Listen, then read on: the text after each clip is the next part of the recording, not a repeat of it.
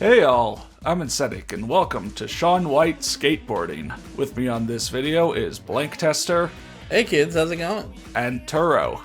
Very excited to be here. So yeah, Shaun White Skateboarding is the second game in the Shaun White series after snowboarding. It was released for PlayStation 3, Xbox 360, and Wii, though the Wii is a separate version than the other two. This will be the Xbox 360 PS3 version. So yeah, released by Ubisoft, and let's just get right into a new game.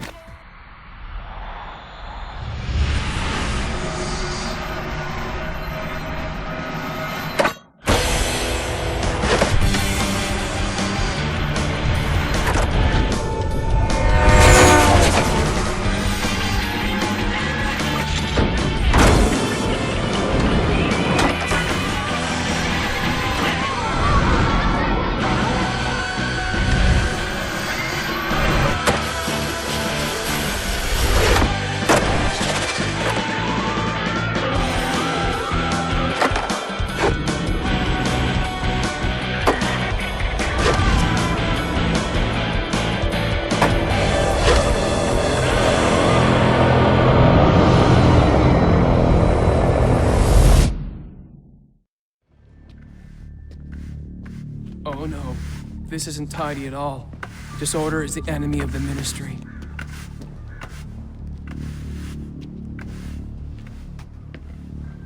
The morning pause is now over, as per new Harmony Code 267B. Please resume usefulness now. The Ministry thanks you.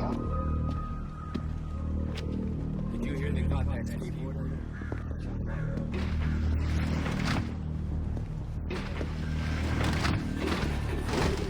To your happiness. They stopped Shaun White. Remember to always perform the Ministry-authorized standards. You've been experiencing emotions, haven't you? Yeah, I have. Let's get you some help for that. Good morning. Welcome to the Ministry. Please proceed to your assigned task in an orderly and effective manner. Have a nice day. We here at the Ministry News Service are happy to announce the capture of enemy number 1, Shaun White. Guilty of supporting the anti-Ministry group The Rising, White will be held under tight security and studied by top scientists in the hopes of learning how he has been able to transform the city with his skateboarding antics.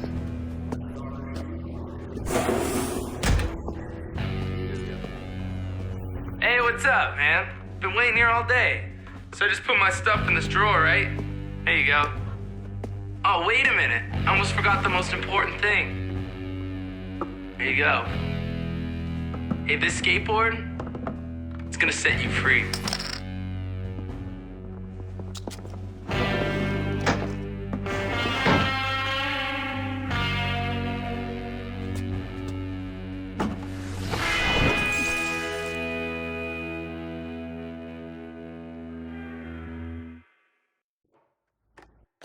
So yeah, if you've heard of this game before, it's very interesting because it's basically 1984 meets skateboarding. Yeah. A wild premise, plot, and world-shaping powers await you as, yeah, basically Shaun White and his magic skateboard Or make you the freedom fighter that the world needs. I assume, Turo, you were about to say 1984.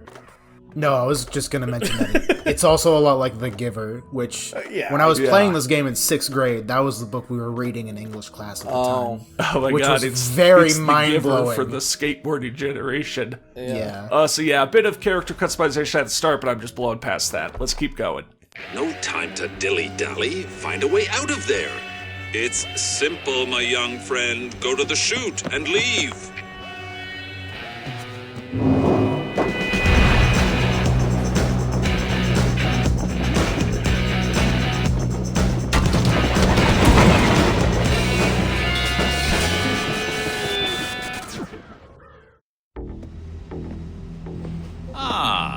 You've made it. I've been waiting for you. My name is Jonah. I know you've seen their world of boredom and control. Now, I hope to offer you something more. I can see you have the talent to achieve great things, but this talent must be harnessed. You have to increase your skating abilities in the hope of achieving a great flow. What is flow? It's the ability, through your action, to influence the world around you. The greater the difficulty of a trick, the more flow you create, and the more flow you create, the more things you can do. You'll see. I know it sounds confusing, but I'll do my best to help you master your abilities. And when you're ready, we'll teach you to influence not just the world around you, but also the people in it.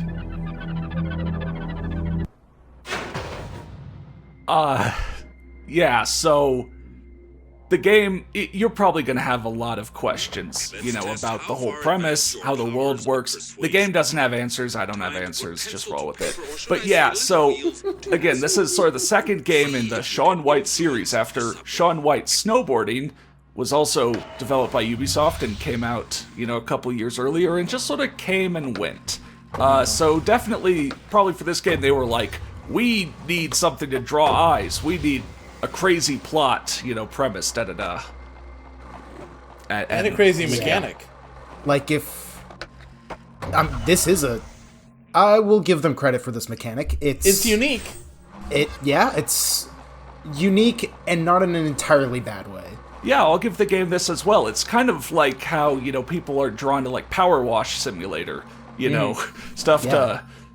you know, get rid of all the dirt, I will say, yeah, you ride into a new area and section, and you see that it's all blue and dull and whatever, and you do want to ride around and spice the place up.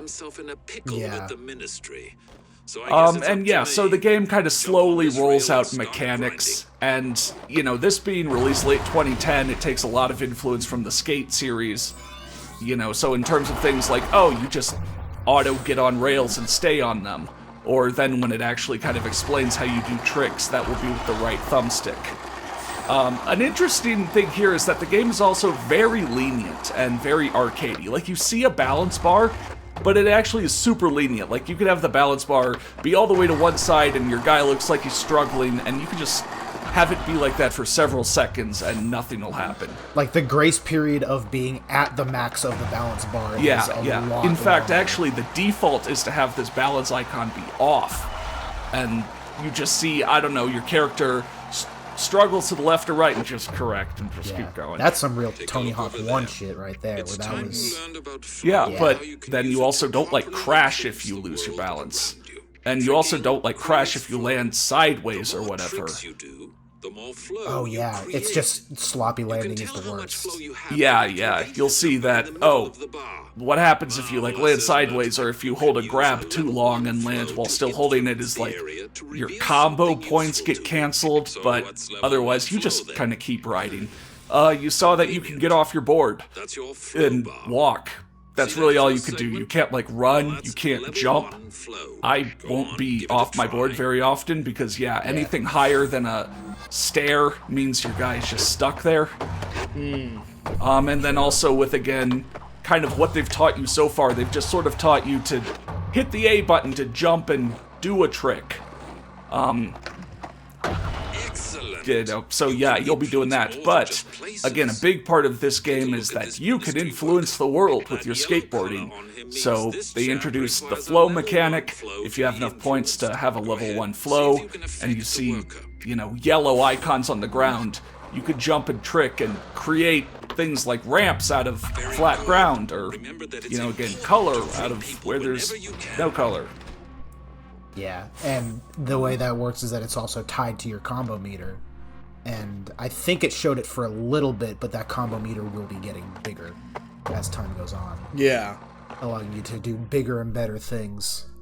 So, I just want to say, I think I actually like the aesthetic. Like, it's not even like I'm okay with it. I positively like the aesthetic of this game. is the gameplay is good? I don't know, but the only thing I think is a little overdone was like they're still doing that thing that some games were doing for a while, where like you'd see arrows would be vibrating in place to like indicate like this is the thing you need to look at, and it's like that's a little unnecessary. Yeah. But like I like the color scheme they're going from and the color scheme they're going to.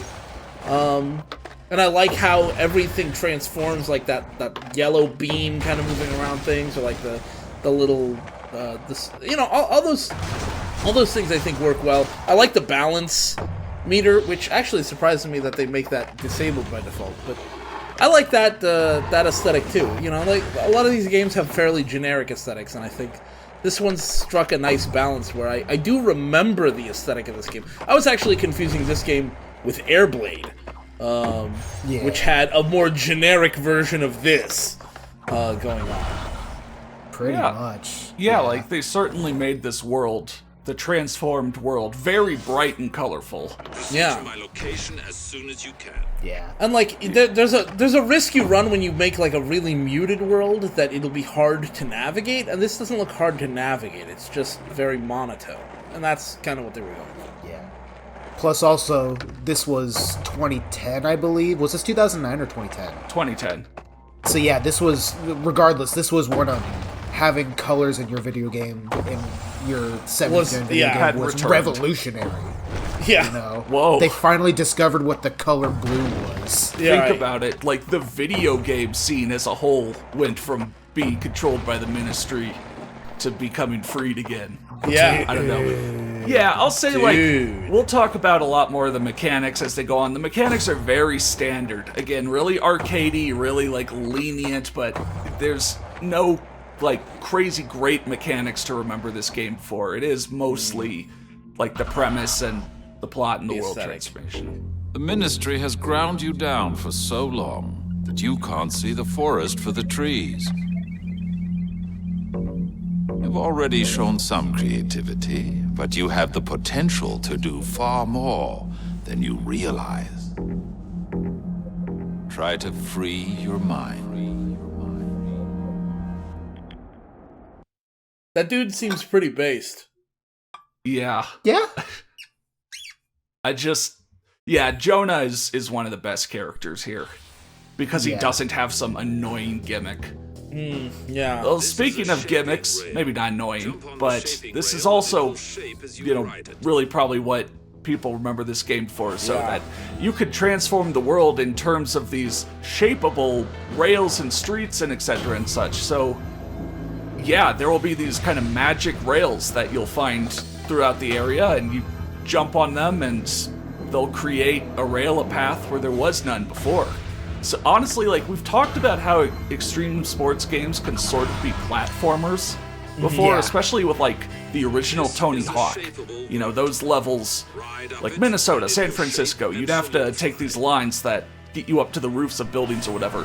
This game is the most platformery of, like, any extreme sports game because of the whole thing of it's creating almost these like a magic puzzle. lines where there is nothing and, you know, getting up through the geometry of the city. Yeah. It's honestly almost more platformer than extreme sports, since again, the extreme sports things are, I don't want to say just like, oh, hit buttons, da-da-da. There is a bit of complexity, but again, it's not going to be like blowing anyone away with how you input tricks or link them together or do kind of the basics there. It does introduce some unconventional things, and I mean, as it is not a Skate or Tony Hawk game, the controls are in fact different. But like, mechanically, a lot of the stuff has been done before. Yeah, the really unique parts of the game are the platformery aspects. Yeah. There's some chaps on those balconies. Far be it for me to suggest that they aren't having as much fun as they could, but perhaps you push them off. Bring them out of their shells. Give it a whirl. Bring them out of their skulls, yeah. Show them the thrill of death. Yeah. This is like my favorite Oscar-winning movie, Crash. Yeah. So, yeah, I learned earlier today that those are two different movies named Crash. Yeah. I learned that like 5 hours ago. My favorite Oscar-winning movie. It's probably pretty obvious, but when you're shaping those green rails, you don't have to balance. As evidenced by the lack of the word balance on your screen right now. Right. Yeah, at the moment, these are just creating themselves. So, so you're not shaping these rails? At the moment. At the moment. Yeah, I forgot you would unlock that later, spoilers, but later you get to It's weird because they said in that tutorial that you would get to do it, and then it's shaping them for you. I was gonna ask. But yeah, later on in the game, you'll get the power to shape those manually. Yeah. And also, those arrow things you're mentioning are just like collectibles. There are a few things in the game, like those arrow collectibles, and also... Not those.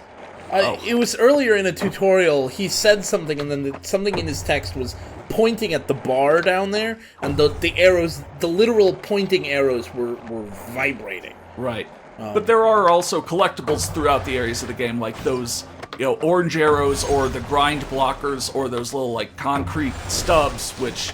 Those are really annoying, because to collect those, you have to jump and land on the top of them. Which is really hard to do. Oh, but also, you're in the game, Bob. Yeah. Yeah. I'm in a lot of things. You're gonna really like how you're portrayed in this game. I vaguely remember from last time I saw this. Yeah, those arrows pointing at the bar. See, like, those don't need to be vibrating so much. Right. Lay off the coffee. Yeah. If you've been a super long-time fan of the Aesthetic channel, we actually did cover this game in sort of a playthrough for another guy, Big Mac 93. Yeah, we were co-commentators for him. Yeah. And that was like my only experience with this game before actually playing it. But that was super long ago. I didn't really remember any of that, so a lot of this was sort of unique and fresh. A lot of my knowledge of this game comes from having played it myself, as opposed to that playthrough. Other than that, Jonah is voiced by some fellow named Elias Tufexis. No. I was looking that up. I don't see... Elias Tufexis plays somebody named Snail. Yeah. Oh. Yeah, Snail comes in later. Who plays Jonah? They're not on IMDb. Really? I don't think. Because he is, like... cast. I guess minor. It doesn't. There's no. He is the Moore, most important character in the game that isn't you. Yeah, announcer Lily Chad. I don't see a. So let's rock and roll. Oh boy. Welcome back. Good to see you, old friend. I was worried that we'd lost you to the void of the Ministry's numbing mind embrace. Jonah, buddy, good to see you. Dude, being de-influenced was a nightmare. It's like nothing was inspiring. I couldn't find happiness. So I've heard. Now let me introduce you to the one who set you free. Whoa, you rescued me. I owe you one.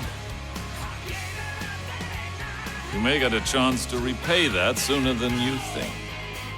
I have to update Bob here on our plan. You enjoy skating this area, and soon I'll have much to show you. Much indeed.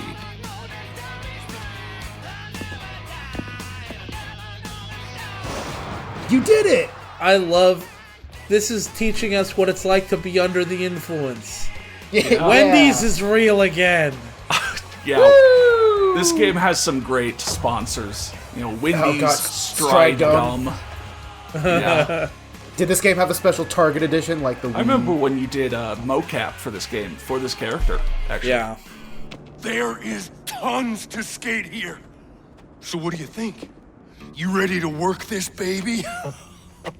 Take her out to dinner? Maybe a movie? Give her a goodnight kiss? Call her 3 days later? So what are you waiting for? Let's do this thing. Giddy up! Dude, get on your board and ride. I was getting on my board and riding. Jonah was talking to you. Go talk to him. Ride Why are you more. talking to me now? Go Ride away, harder. bruh. Dude, Bruh. Yeah, that was something I didn't miss about this game. You might think, I mean, you might think that's overkill, but honestly, Bob, again, is one of the more tolerable characters you'll have to Oh, thanks. hang out with. Yeah. Yeah. You're one of the more tolerable characters in my life. Yeah. Yeah. Now through this mission, they're going to roll out more of, what you're able to do. It's kind of like, from the very start, you are able to do, a lot of these things that they introduce you, though later we'll get to, like, the trick list and buying more tricks. So it's sort of like, oh, you are locked out of, like, half of the tricks, but, I mean, you're able to do 360s and, like, manual and blah, blah, blah from the start of the game. But I guess it is good that they're going to be introducing this, because you're going to quickly see that, like, the button combinations for doing things can be kind of weird. Like for transfers, you have to hold, like, the right trigger and push up, but, like, the right trigger and then doing things with the left stick will actually lead to doing other tricks if you're not in a transferable thing.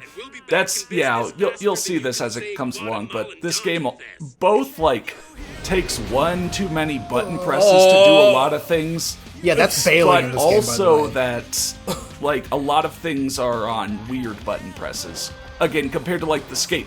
This is a post-Skate series game. We kind of have to look at it sort of in terms of, like, that. How does it adapt what the Skate series did so incredibly well into its own thing? Yeah, so it's not just copying Skate. I really do think that that bail animation was fucking scary. Yeah, ignore that for the moment. Oh, okay. Okay. How am I supposed to ignore it? It's weird. But yeah, so, like, you can hit the A button and just jump and do a trick. I don't know why I'm losing my voice. But the main way you're supposed to do tricks... Wendy's, the food of the revolution. But yeah, the main way you're supposed to do, like, ground tricks is with the thumbstick, sort of like in Skate. But instead of, like, in Skate, where you always started sort of the same way, holding down to sort of wind up, da-da-da. Here it's like, down, up is to do one trick. Left, right is to do another. Right, left is to do another. So, like, if you input left, right, you will still jump and do a kick flip. Versus right, left, where you still jump and do a heel flip, da-da-da. Yeah. So it's sort of like, okay, using the right stick was a great way and great thing that they did in Skate, but we don't want to copy that exactly, so we're just going to do, flick in opposites and... Yeah. Because I believe that control system, the flick it system, was copyrighted, so... They had to be like, we want to do right stick controls, but also not get sued by one of our biggest competitors. So. Yeah. I'm glad you can just pass through people. Yeah. It is also sort of weird. I'll get it out of the way. It's also sort of weird how many points things are worth. Like, they seem to have set these arbitrary, amount of flow between the different sections is like, I don't know, 150 to get, flow level 1, then like 500, 1500 for ultimate flow. And so, like, the points you get for basic tricks are like 7 points for a basic flip trick. 9 if you do it perfect. Points. And then, like, when you see you're developing a combo, instead of like in Tony Hawk or whatever, where it'll be like 10 times 2,000, and that sort of puts a bigger impact on you. You'll look down, it'll be like 1.7 times 81. And it's just kind of like... I don't know, that's sort of a little bit. Something where, like, the smaller numbers don't really, I don't know. It feels good. Weird. Yeah. Wow. You've opened your third eye and also your cat's mouth. Yeah. You seem like you're under the influence. We created a brand new path through existing geometry just by skateboarding. Yeah. Wow. And now you get to customize your character. Yeah. This is what Shaun White can do for you. Yeah. Oh, we'll get to that later. Oh, yeah. Yeah. So yeah, as you complete missions, as you complete challenges, you unlock more clothing options, and, you can go to the clothing customizer and see what you just unlocked. And you could do this, like, at any point. You don't need to go to the skate shop to change your clothes. Yeah. Yeah. Appreciate that. The one last thing I remember from Big Mac's LP is that you guys would joke about how all of the preset character models look like they're 40. Interesting. Yeah. Now that I am 40. Yeah. I thought you turned 40 like 3 years ago. Yeah, I'm in this ballpark, okay? I mean, once you're 40, you're always 40. Yeah. Yeah. You're normal. Until you're 50. Right. Yeah, here's your tricks. We'll get into a bunch more of this in the next video or so, but again, you have basically half of everything, like the up, down, left, right of flip tricks or doing things on vert or grabs you have, and then you'll usually need to buy, like, the diagonals. Yeah. But yeah, there will be ways to do more complex tricks by holding, like, again, the right trigger when you input something, or holding the nollie button once you buy that. With grinds, you sort of do the same thing. You either, just 50-50 or board slide if you do nothing, but then with holding the left trigger and finessing the control stick, you get to do more advanced stuff. Vert tricks are completely separate from street tricks. Like, you can't on street do a finger flip nose grab or whatever, but it'll be that in vert. Then finally, so the game manual, there is like 1 page. This was when they started getting rid of, explaining stuff in game manuals. So all of this explanation and stuff is put in the game, as in, in-game manual, and so, I don't know, you could read that stuff if you want. I don't want to go through all of that now, blah, blah, blah, but there is a few things I do want to show off here, because, I mean, this is going to be, explaining and spoilering all the stuff we get into, but there is a few things I want to show off here. If you go down to this controls details, this will actually tell you some mechanics that the game itself never tells you. What the fuck? Like, so for example, power sliding. The game never lays out how to do that as part of, like, a character dialogue or whatever. Or then, like, tweaking, which is insane to me, because I didn't know about either of those for my whole first playthrough. I only learned about those when, like, before starting the recording here, I was like, okay, let me look through this in-game manual. Is there anything I want to show off in episode 1? But yeah, so, like, it's really hard to slow down in this game if you don't power slide. So power slide, or like those grab tweaks, can get you a lot of points in vert. So they're a really beneficial thing. And they just don't tell you. They just don't tell you. You have to read those yourself. I've beaten this game twice and I had never seen that screen before. Yeah. Wow. So, well, anyways, we're free from the Ministry's control. We need to set out and save the city through the power of skateboarding. So we'll continue on next time in part 2, so see you then.